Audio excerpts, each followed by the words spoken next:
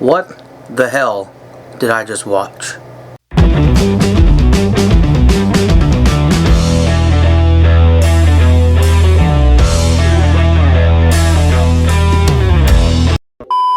Hey everybody, welcome back to my channel, and thank you for joining me today. We are going to talk about the new movie Infinity Pool, directed by Brandon Cronenberg. And this movie stars Mia Goth, Alexander Skarsgård, a whole bunch of other actors.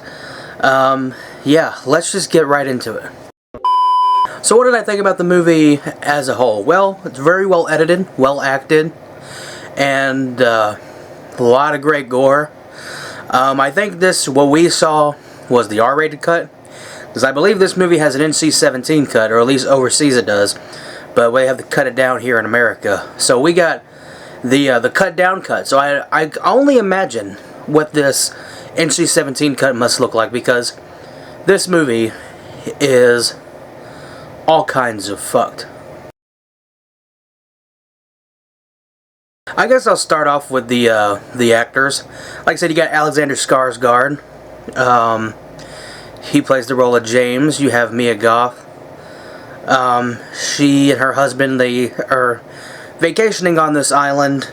Alexander Skarsgård's character is with his wife, and he was a writer. He's struggling writing a book. He wrote one, didn't do too well. And now he's on this island to get some inspiration for a new book. And then he runs into Mia Goth and her husband, and they go out and hang out, and then they accidentally kill somebody. They hit somebody with their car. And yeah, I guess spoilers ahead. I don't really do spoiler-free stuff, because I say if you're going to see the movie, you're going to see the movie regardless. So this is going to have spoilers. I'm sorry. So pre-warning you going ahead.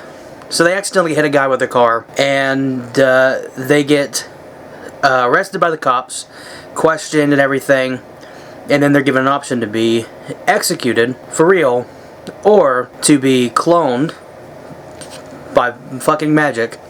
It's never really explained how it's done, but they either have the opportunity to be killed, executed for real, or they pay for a clone to have executed instead of them.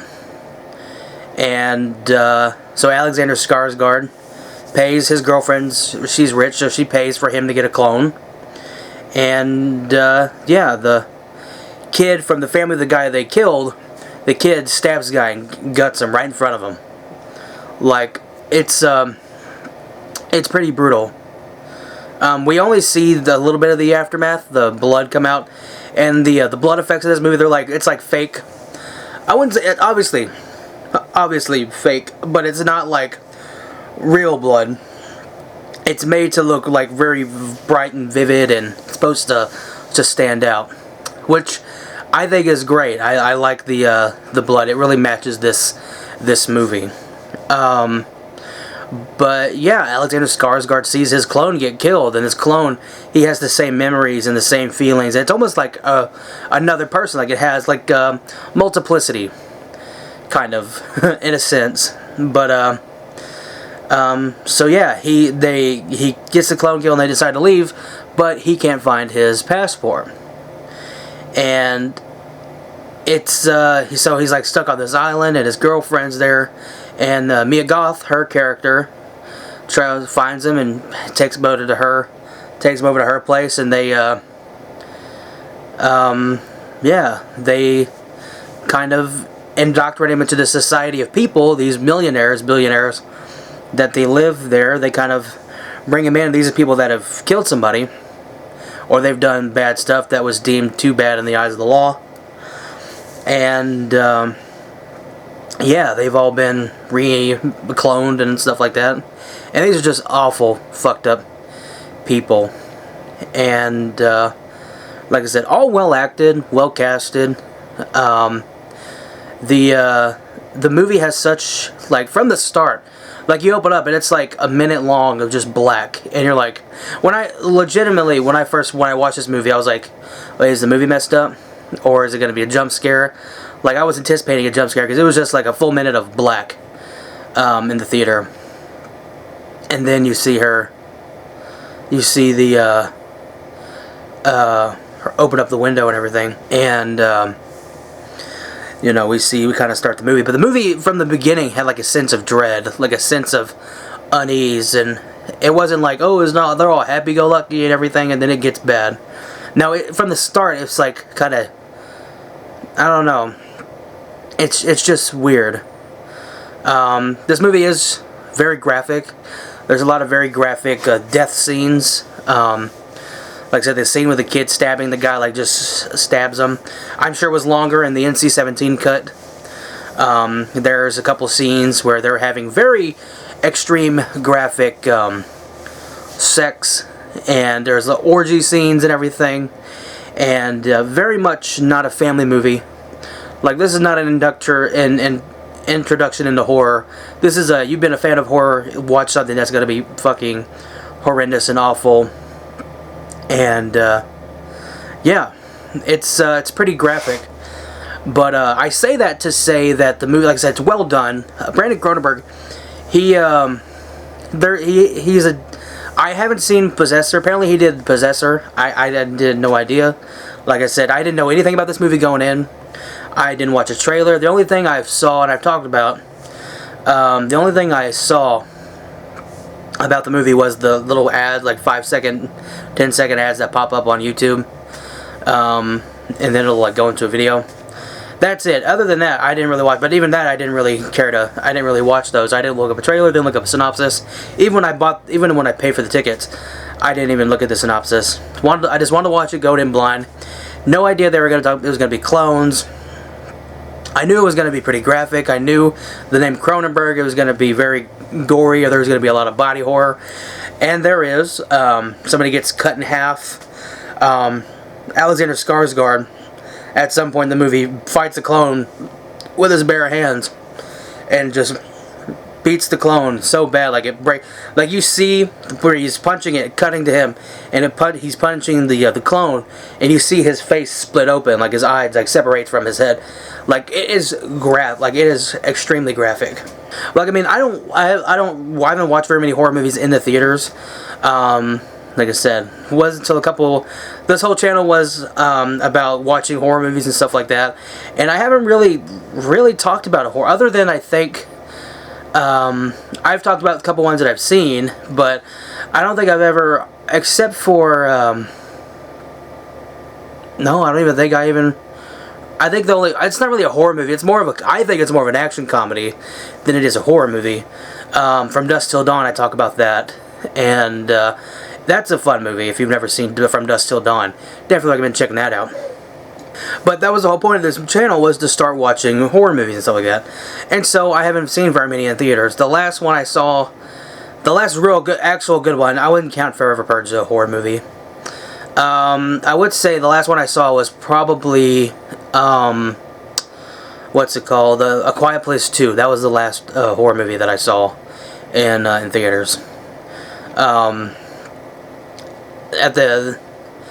At the end, you have Mia Goth and those people like track down the character James, and they bring him back, and he has to fight himself and everything. And I would say my real only con about the movie is that I don't know. Like there are some parts where it could have ended. Like there's a scene. I guess I don't know if I just spoiled the ending, but there is a scene at the end of the movie where it's like, if they would have stopped it there and cut, then it would have been perfect ending. It would have been like, stop there, cut to black, the end, or whatever, the end, or it's like, cut to black and then directed by Brandon Cronenberg. That would have been perfect. And you might know this what I'm talking about, but I just feel like there were some times where the movie could have stopped, but it just kept going, and it kept going. And it's not like, this movie is almost 2 hours, not even 2 hours, which I was kind of surprised. I looked at it, and I was like, oh, it's only an hour, 47 minutes. But you feel that runtime. And this might be one of those movies to where you buy it at home, you buy it on DVD. If I buy the movie, I want to try to buy the extended cut, or the NC-17 cut, because that's what I want to see. I want to see what they cut out of the movie that was so bad. Because you literally, within the first hour of the movie, Mia Goth's character is what's his name, Alexander Skarsgård is peeing in the woods or on the beach or wherever, and Mia Goth comes in behind him and starts, you know, and then he,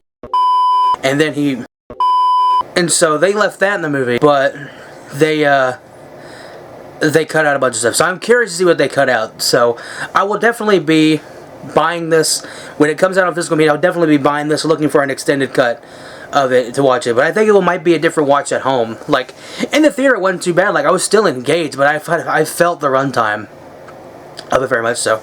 So going in now, what I know going in, if I watch it at home, might be an easier watch. And plus, if you're watching it at home, it might make you feel much more uneasy because you're kind of in the comfort of your own place. You know, nothing can hurt you at home, right? But it's just the sense of dread. You're watching this awful, terrible movie, and then to see where they break into somebody's home, and pretty graphic scene there. And yeah, I think this movie has a very intense sense of dread and despair, and you see the character of James kind of die over the course of the movie. Not only you see him die through the clones, but you see him die like mentally, and he's just so drained from these people, these awful, terrible people making him do these awful, terrible things. And yeah, it's a good movie. I'm not gonna give it a rating yet, but I would say my thoughts on it is that if you're wanting to see a very intense, gory, Grindhouse-esque movie, definitely recommend that. Like, this movie has very modern elements of the directing style and everything, and the camera movements and stuff, especially at the end where that's like the camera's like turning, and you see it in the trailer. The camera's like at the resort, you see the camera turning, and it's like they're walking down the path, and the camera's like, it's like, and it goes upside down and spinning and everything. And it's like artsy-fartsy. And the way that they do scenes like this stuff is very out of focus sometimes.